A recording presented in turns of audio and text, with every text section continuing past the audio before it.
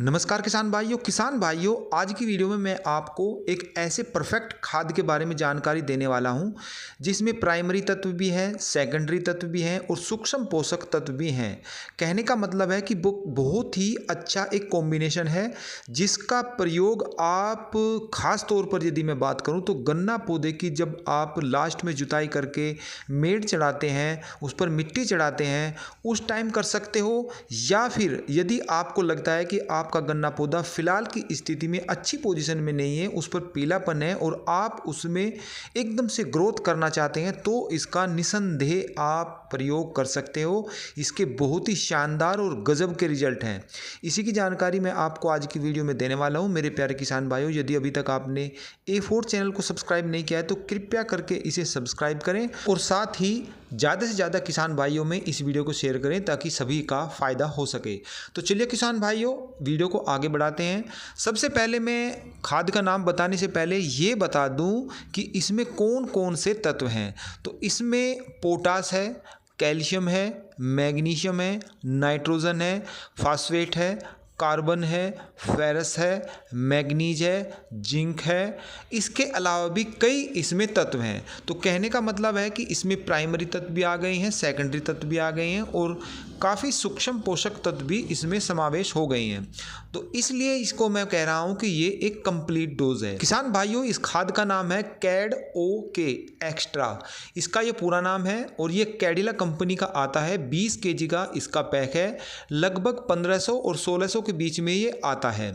रही बात इसकी डोज की, तो ये आपको 2 kg प्रति बीघा यानी कि 10 kg आप एक एकड़ में यूज कर सकते हैं। और यदि अच्छा रिजल्ट चाहते हैं तो आप इसको लगभग 1.5 एकड़ में भी पूरा बैग इसको लगा सकते हैं।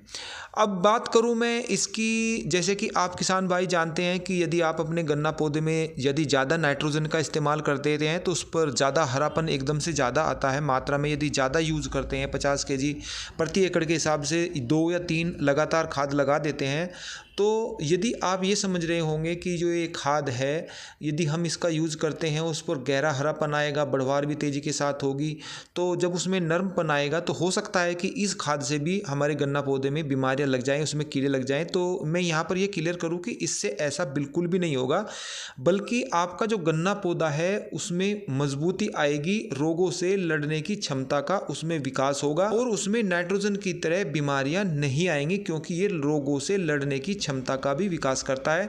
क्योंकि इसमें केवल नाइट्रोजन नहीं है बल्कि इसमें प्राइमरी, सेकेंडरी और सूक्ष्म सभी तत्वों का समावेश है और वो सभी आपके गन्ना पौधे को मिलते हैं, तो इसलिए वो रोगों से लड़ने की क्षमता का भी विकास होता है। किसान भाइयों, आपने देखा होगा कि फिलहाल तो हम कई तरह के कीटनाशकों का इस्तेमाल करके अपनी गन्ना फसल को कीड़ों से रक्षा कर लेते हैं, रोगों से उसकी रोकथाम कर लेते हैं, लेकिन जैसे ही बरसात शुरू हो जाती है तो हम लाचार हो जाते हैं। उस टाइम कई कीटों का हमला हो जाता है और हम उस टाइम कुछ नहीं कर पाते। तो उस टाइम भी ये जो खाद हम लगा रहे हैं उस टाइम भी ये रोगों से लड़ने की क्षमता का विकास करता है, उस टाइम भी उसमें रोग कम ही लगेंगे। किसान भाइयों, मैं आपको यहाँ पर एक जानकारी और भी दे दूँ, ये जो खाद है सभी दुकानों पर उपलब्ध नहीं हो पाएगा। जो अच्छी दुकानें, प्रमाणित दुकानें हैं, वहाँ पर ही आपको ये खाद उपलब्ध हो पाएगा।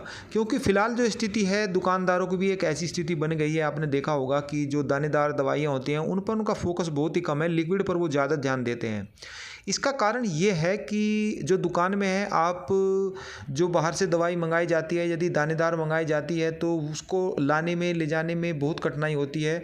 दुकान में जगह कम होने के कारण भी उसको परेशानी होती है उसको रखने की। तो जो लिक्विड दवाई होती है वो 1 लीटर मान के चलो, उसका एक डब्बा एक जगह रखा है, तो जगह भी उसको कम एरिया जो है उसको कम एरिया की ज़रूरत है। और वो ही दवाई मान के चलो कि आप 1500, 1600, 2000, 2500 की उसकी बिक रही है। तो ऐसी स्थिति में वो जो बैग होते हैं, जो बड़े बड़े बैग होते हैं, उसमें जो दवाइयाँ आती हैं उनका रिजल्ट बहुत अच्छा होता है, लेकिन दुकानदार फिलहाल उनको आपको लिए रेकमेंड नहीं करता। वो बताता है कि इसका अच्छा रिजल्ट नहीं है। तो इस चीज़ का आप ध्यान रखें, जो अच्छी दुकान है वहीं पर ये आपको खाद उपलब्ध हो पाएगा। फिर मिलते हैं, तब तक के लिए सभी किसान भाइयों को नमस्कार।